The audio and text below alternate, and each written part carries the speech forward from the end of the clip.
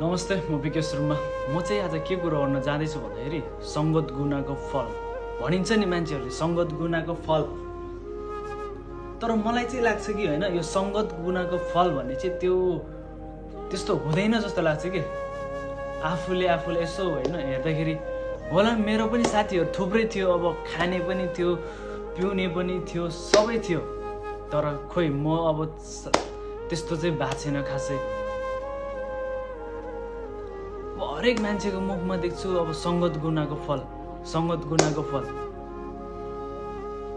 त्यसको मतलब तपाईँहरूलाई थाहा होला नि होइन, त्यसको मतलब के भन्न खोजेको।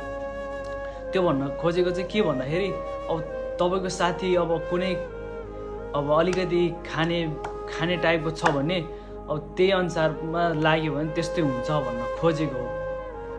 सङ्गत गुनाको फल, सङ्गत जस्तोको गऱ्यो त्यस्तै फल पाउँछ भन्न खोजेको।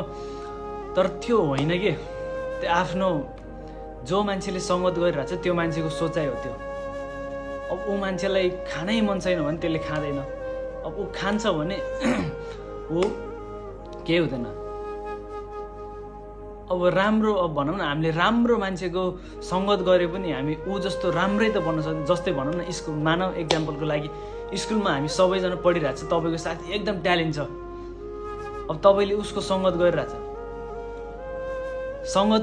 तपाईँले उसको, अब उसलाई पो पढ्न आउँछ, ऊ पढिरहेछ, उसको दिमागमा घुसिरहेछ, तपाईँको दिमागमा घुस्छ त सङ्गत गर्यो भन्दैमा त्यो। अनि भनिन्छ अब अर्को एक्जाम्पल, अब तपाईँको एउटा साथीले खान्छ, अब भनौँ साथीहरूले खान्छ, पिउँछ, जाँड रक्सी चुरोट पिउँछ। अब तपाईँ उसको साथी छ, अब तपाईँलाई खान मन छैन भने तपाईँले खानुहुन्छ त? त्यो खाँदैन। त्यो होइन कि यो सङ्गत गुनाको फल भन्ने कुरा मलाई चाहिँ अलिक विश्वासै लाग्दैन कि।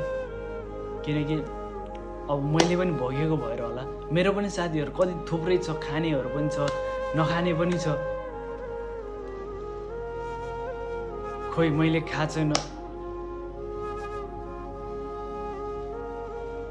यो सङ्गत गुनाको फल भन्ने शब्द नै हटाउनु पऱ्यो कि यो होइन, यो चाहिँ तर होइन होला न। अब कोही चाहिँ अब हुनसक्छ है, म ग्यारेन्टी चाहिँ दिन सक्छु, 100% चाहिँ म दिन सक्दिनँ।